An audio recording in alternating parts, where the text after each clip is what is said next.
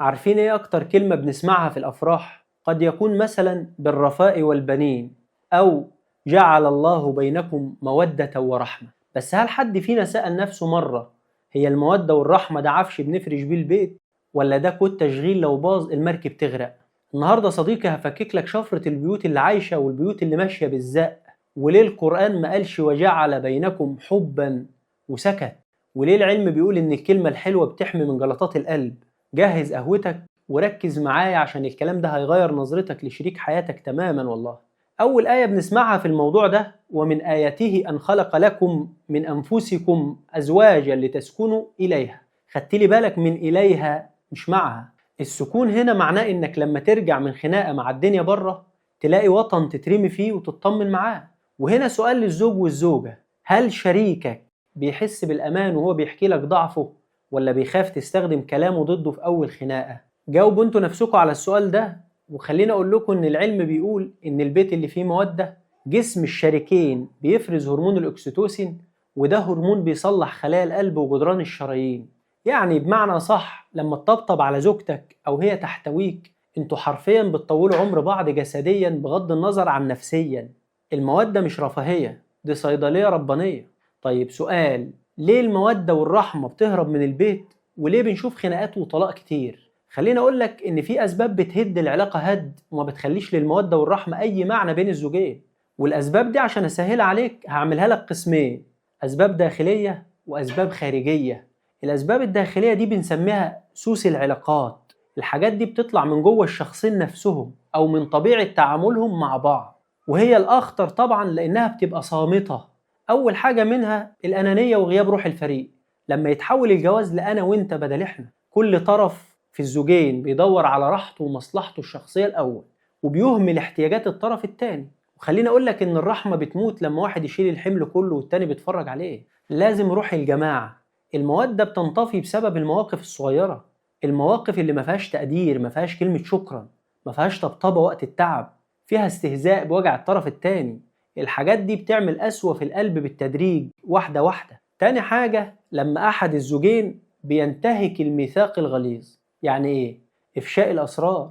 القرآن وصف العلاقة دي بالإفضاء، قال لك أفضى بعضكم إلى بعض. لما الزوج أو الزوجة يحكوا مشاكلهم الخاصة لكل حد أو لقرايبهم أو لأصحابهم أو يعايروا بعض بنقاط ضعفهم وقت الخناق، الأمان بيختفي، ومن غير أمان مفيش مودة طبعا. تالت حاجة إن الزوجين يتوقعوا توقعات خيالية ويقعوا في فخ الكمال. كل طرف يكون راسم صورة لشريك حياة مثالي ما بيغلطش، ولما يصطدم بالواقع وبالبشرية والنقص اللي في شريكه التاني يبدأ يتعامل بجفاء وعنف بدل ما يتعامل بالرحمة مع نواقص شريكه. دي كلها أسباب داخلية. أما بالنسبة للأسباب الخارجية ودي بنسميها العواصف المحيطة، حاجات خارجية كده بتحيط بالزوجين. دي ضغوط من البيئة اللي حوالين الزوجين، ولو مفيش حائط صد قوي بتهد المودة برضه هد. زي إيه بقى؟ المقارنة والسوشيال ميديا من وجهة نظري رقم واحد، ده أكبر خطر خارجي حاليا. لما الزوجة تشوف بلوجر زوجها جاب لها هدية غالية مثلا، أو الزوج يشوف حياة مثالية مصطنعة لغيره، الزوجة تشوف من الأفلام والمسلسلات رجالة متكاملة عاطفيا ومتكاملة ماديا 24 ساعة في ال 24 ساعة، ولما تشوف الطبيعي وزوجها الحقيقي فأكيد هيبقى مقصر. وكذلك الزوج هيشوف ستات في المسلسلات هم نفسهم مش كده في بيوتهم، هيبدأ عدم الرضا يتسرب للبيت. الآية بتقول: ولا تتمنوا ما فضل الله به بعضكم على بعض. تبصش لغيرك، لأن المقارنة هي قاتل المودة الأول. ومن ضمن الأسباب دي التدخلات العائلية السامة. لما الأهل يتدخلوا بفرض الرأي أو بشحن طرف ضد الطرف التاني، التدخل اللي ما بيصلحش بالمعروف بيخلق فجوة كبيرة، وبيخلي الشريك يحس إن شريكه مش سكن ليه، بل هو مندوب عن أهله في البيت. وضمنا للأسباب الخارجية برضو الضغوط المادية. رغم إن المودة روحية، بس دي الرزق برضو بيعمل ضغط عصبي. لو الزوجين ما عندهمش فقه الصبر والرحمة، الفقر ممكن يولد خناق مستمر فتهرب السكينة من البيت. وحاجات كتير زي إهمال الوقت الخاص وزحمة الحياة والشغل والأولاد والموبايلات. الحاجات دي بتخلي الزوجين زي اتنين شغالين مع بعض في شركة واحدة، مش اتنين متجوزين خالص. مفيش وقت للكلام، مفيش وقت للمودة، فبتتحول العلاقة لروتين جاف وميكانيكي. فخليني أقولك إن فشل المودة والرحمة بيحصل لما بننسى إن العلاقة دي عبادة محتاجة صيانة مستمرة. الداخلية بتتحل بالتغافل، والخارجية بتتحل بالخصوصية. البيت يا أسيادنا اللي بيخرج منه سره وبيدخل فيه عين غيره وبتقل فيه كلمة جزاك الله خيرا وتسلم إيدك، هو بيت بيودع المودة والرحمة بالتدريج. طيب المفروض التعامل يبقى إزاي؟ حبيبك النبي اختصر المودة دي كلها في لقمة يضعها الرجل في فم زوجته. حبيبك قال إيه؟ إنك لن تنفق نفقة تبتغي بها وجه الله إلا أجرت عليها حتى ما تجعل في امرأتك. اللقمة اللي انت بتأكلها لزوجتك بتاخد عليها أجر. وخليني أقول للزوج إنك لازم تبقى عارف برضو إن المودة مش إنك تجيب فلوس بس، المودة هي الرحمة بالاحتياج النفسي برضو. زوجتك جاية تحكي مشكلة حصلت مع حد أو في الشغل، هي مش عايزة حلول هندسية، هي عايزة أذن تسمع بس. والله حبيبك النبي صلى الله عليه وسلم قعد يسمع للسيدة عائشة قصة طويلة عريضة بتتكلم فيها عن 11 ست، اللي هو حديث أم زرع. بين ال 11 ست كانت في واحدة اسمها أم زرع، قعدت تمدح في زوجها أبو زرع كتير، وقالت عنه كلام جميل جدا. قالت إنه ما كانش بيمنع عنها أي حاجة، دلع بقى وكرم وذهب ومجوهرات. كانت بتقول إنه فضل يمدح فيها ويدلعها لحد ما شافت نفسها غالية جدا وبقت فخورة بنفسها بسببه. لكن الخاتمة الحزينة حكت إنه طلقها واتجوز غيرها. رد فعل النبي صلى الله عليه وسلم كان قمة المودة والرحمة. تخيل النبي بكل أعباء الرسالة وقيادة الدولة قاعد بيسمع السيدة عائشة وهي بتحكي قصة طويلة جدا عن 11 ست مجهولين، وفي الآخر السيدة عائشة ختمت القصة وهي زعلانة، هي حزينة على أم زرع إنها سابت أبو زرع في نهاية القصة. هنا النبي عمل لفتة هي أعظم جبر خاطر في تاريخ العلاقات، بصلها وابتسم وقال لها إيه بقى؟ يا عائشة كنت لك كأبا زرع لأم زرع غير أني لا أطلقك. ليه القصة دي مبهرة في المودة والرحمة؟ بتبين لك فايدة الاستماع الواعي من حبيبك النبي، وإن الرحمة مش بس مساعدة في البيت، الرحمة هي إنك تسمع حكاوي شريكك التافهة منها والمهمة بتركيز واهتمام.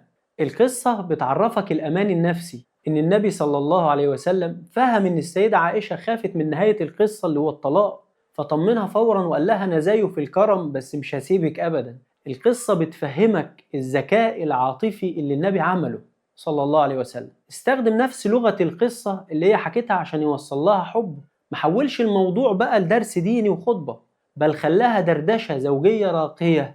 فلازم تبقى عارف كزوج إن قوامتك على زوجتك بالرحمة.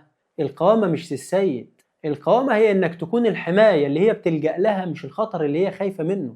وبالنسبة للزوجة الراجل محتاج يحس إنه مقدر، واوعي حد يسرب لعقلك فكرة الندية أو إن راسك براس الراجل في كل حاجة، عشان هيلغيلك القوامة وعملية تكامل الأدوار جوه البيت. كلمة بسيطة للزوج لما يرجع تعبان زي تسلم إيدك، ربنا يبارك لنا فيك، هي دي المودة العملية. ولازم يبقى فيه رحمة وقت الضعف. الراجل ساعات أو أحيانا كتير في هذه الأيام بيمر بضائقة مادية أو فشل في مشروع معين، هنا بتبان الرحمة. السيدة خديجة لما النبي رجع مرعوب من الغار ما قالتلوش ايه اللي جرالك، قالت له كلا والله لا يخزيك الله أبدا. هي دي الرحمة اللي بتبني مش بتهد. أصعب اختيار للمودة بيكون وقت الخناق. القرآن حط قاعدة مرعبة، قال ايه بقى؟ وعاشرهن بالمعروف فإن كرهتموهن فعسى أن تكرهوا شيئا ويجعل الله فيه خيرا كثيرا.